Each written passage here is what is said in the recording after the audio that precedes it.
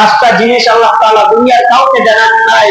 ইন্নাল্লাহা ইনদাহু ইলমুস সাআ, যে দুনিয়ার ভিতরে কখন কিয়ামত কখন সংঘটিত হবে এটা আল্লাহ তাআলা ব্যতীত কেউ জানেন? কেউ জানেন না, এমনকি আল্লাহর নবীও জানেন নাই। ইন্নাল্লাহা ইনদাহু ইলমুস সাআ ওয়া ইউনাজ্জিলুল গায়ব, যে বৃষ্টি কখন বর্ষণ হবে এটাও কোনো বান্দা জানেন না, এমনকি নবীরাও জানেন না। যখন বৃষ্টির সময় হয়েছে কিন্তু বৃষ্টি হইতেছে না, অনেক আল্লাহ তাআলার কাছে চেয়ে চেয়ে নামাজ পড়ে কান্নাকাটি করে তারপর আল্লাহ তাআলার কাছ থেকে বৃষ্টি আনতেছেন। কিন্তু সে যদি জানতো অমুক দিন বৃষ্টি হবে, অমুক সময় বৃষ্টি হবে, সে নামাজ পড়তো না, সে কান্নাকাটি করতো না। এটাও একমাত্র আল্লাহ তাআলা জানেন।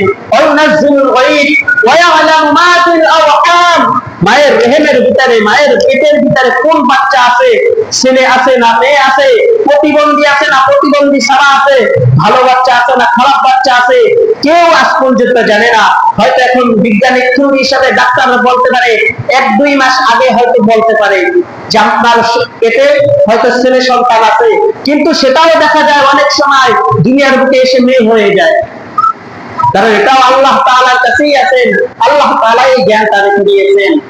আমাদের কারো কাছে জানার নাই যে অমুক ব্যক্তি ছেলে হবে, অমুক ব্যক্তি মেয়ে হবে। নবীদেরকেও জানার নাই, নবীদেরকেও কি করেন নাই, এগুলো জানার নাই। ওয়ায়ালামু মা ফিল আরহাম ওয়া মা তাদরি নাফসুম মাযা তাকসিবু গাদা, এবং আগামীকাল কি হবে, আগামী সামনে কি হবে সেগুলো আল্লাহ তাআলা ব্যতীত কেউ জানেন না, নবী রাসূলরাও জানেন না, একমাত্র আল্লাহ তাআলাই জানেন। ويعلم ما في الارحام وما تدري نفس ماذا تكسب غدا وما تدري نفس باي ارض تموت, এবং আমার মৃত্যুটা কখন হবে আল্লাহ তাআলা ব্যতীত কেউ জানেন না। এই পাঁচটা জিনিস যেটা আল্লাহ তাআলা আমাদেরকেও জানান নাই, তার নবীদেরকেও জানান নাই।